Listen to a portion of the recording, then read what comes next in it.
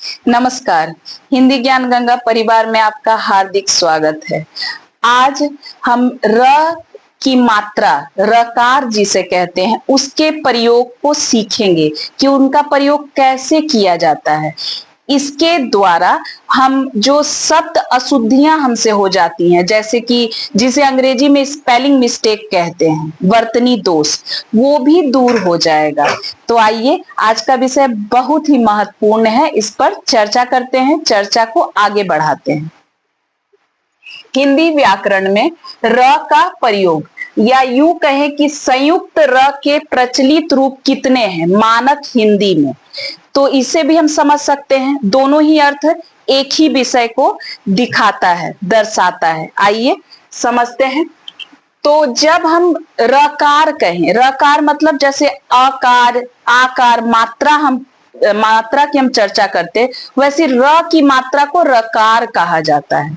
तो आइए, रकार का मतलब अर्थात इसे हम संयुक्त र भी कह सकते हैं और दूसरे रूप में हम रकार भी कह सकते हैं, जैसे अकार, आकार, हस्वीकार, क्योंकि मात्रा को वो दर्शा रहा है। उसी प्रकार से र के चिन्ह को आप कहें या र की मात्रा को रकार हम कह सकते हैं। र का रूप कितना प्रचलित है? आज मानक हिंदी में र के 3 रूप प्रचलित हैं। कौन कौन से, आइए देखते हैं। पहला है रकार, जब रकार के पीछे व्यंजन हो। इस बात को समझिएगा, रकार के पीछे एक शब्द है, उसमें र की मात्रा दी गई है। अगर उस र की मात्रा के पीछे कोई व्यंजन दिखाई दे रहा है, उसके साथ जुड़ा हुआ है, तब क्या होगा? तो रकार क्या होगा?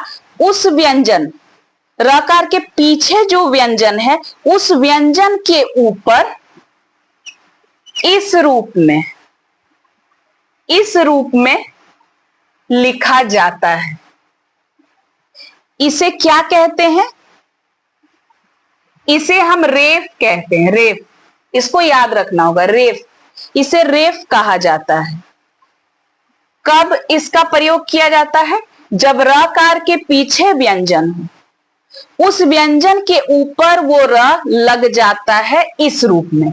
जैसे कि धर्म, धर्म एक शब्द है, अर्थ एक शब्द है। तो धर्म जो है, ध मैंने तोड़ना सिखाया है व्यंजन को, क्योंकि व्यंजन के साथ सदैव स्वर जुड़ा रहता है, व्यंजन के बाद स्वर आता है। तो ध के नीचे हम कौन सी रेखा का प्रयोग कर रहे हैं? हल रेखा। क्यों? क्योंकि व्यंजन को इससे आधा दिखाया जाता है। तो आधा ध, जब जैसे ही व्यंजन आधा होगा तो उससे जुड़ा हुआ जो स्वर है वो निकल जाता है। तो ध में क्या जुड़ा है? ध, अ जुड़ा है, अ जोड़ र, आधा र। क्यों? क्योंकि यहां पे र क्या है? संयुक्त अक्षर के रूप में प्रयुक्त हुआ है, मात्रा है र की।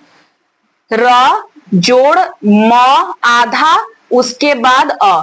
तो र के पीछे क्या आ रहा है? व्यंजन कौन सा आ रहा है?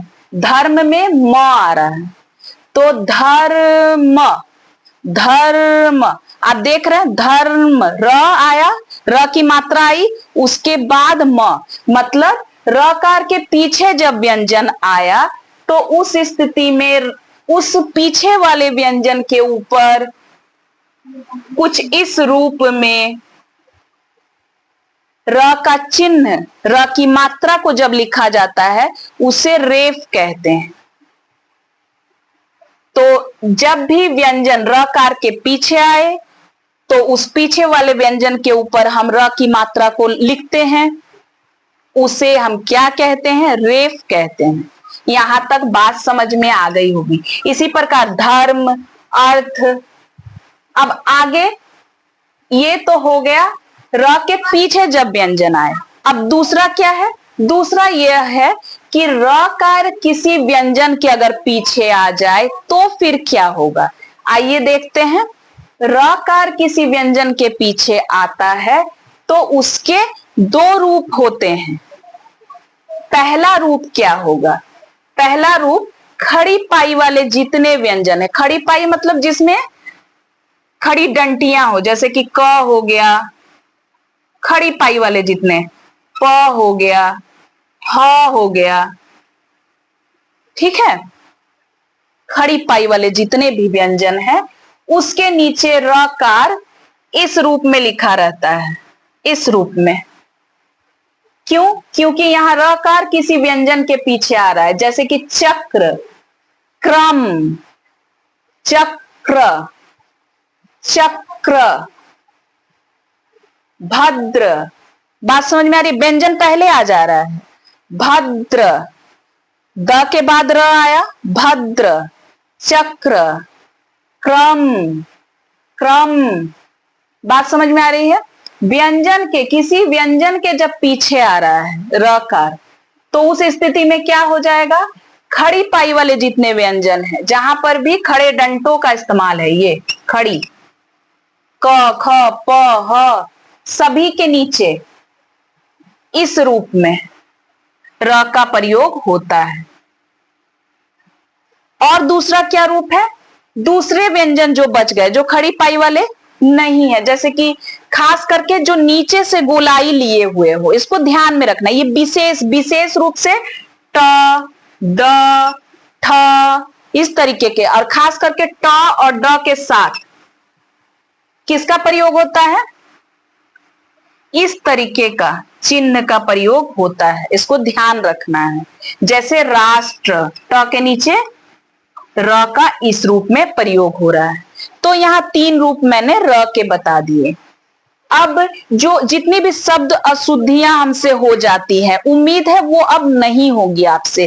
क्यों? क्योंकि जैसे धर्म के ऊपर रेफ कहां लगेगा, तो हमेशा याद रखना है रकार के पीछे जो व्यंजन आएगा ठीक उसके ऊपर रेफ लगता है।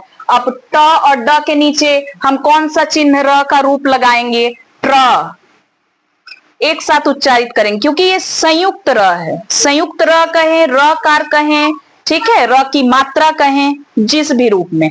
तो हिंदी व्याकरण में संयुक्त र के 3 रूप प्रचलित हैं। एक तो हो गया रेफ के रूप में, एक हो गया खड़ी पाई के नीचे, जैसे प्रकार, प्रकार एक शब्द है इस रूप में, और दूसरा ट्र, राष्ट्र, इस रूप में।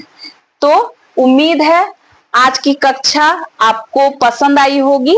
धन्यवाद।